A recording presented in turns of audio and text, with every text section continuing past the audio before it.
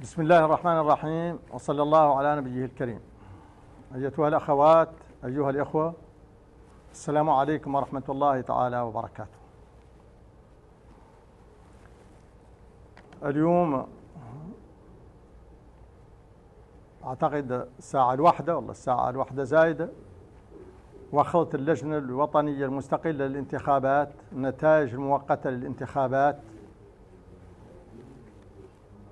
وظهرت هذه النتائج أن الشعب الموريتاني جدد لي ثقته بانتخابي لمأمورية جديدة.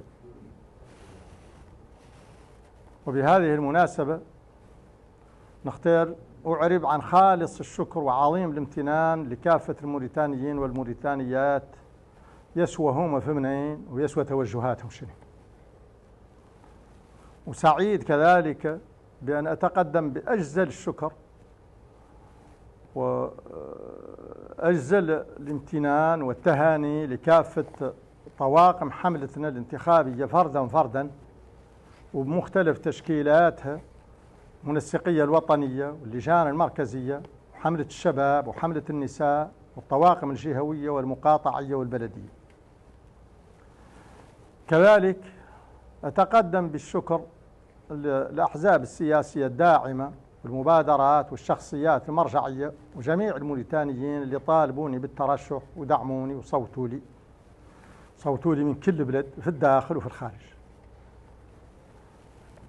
ونختار بهذه المناسبة كذلك نشكر المنافسين والموريتانيين اللي صوتوا لهم على ذاك اللي خلق في الحملة الانتخابية من تنافس إيجابي وبناء، وذيك الإسهامات اللي جعلت الحملة تتسم بياسر من السكينة وياسر من المسؤولية، ولله الحمد. نختار نقول على أني نعتبر على أن المنتصر الحقيقي في هذه الانتخابات هو الشعب الموريتاني اللي برهن على وعيه ومسؤوليته ونضج نظامه الديمقراطي.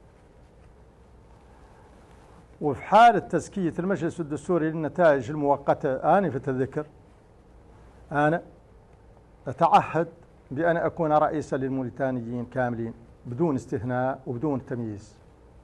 وأتعهد كذلك أن نواصل سياسة اليد الممدودة ونهج التهدئة التشاور والحوار مع كافة الفرقاء السياسيين خدمة للمصالح العليا للوطن، وكذلك عملا بمقتضيات ومضامين برنامج المجتمعي اللي زكاه الشعب الموريتاني. عاشت موريتانيا ديمقراطية وآمنة.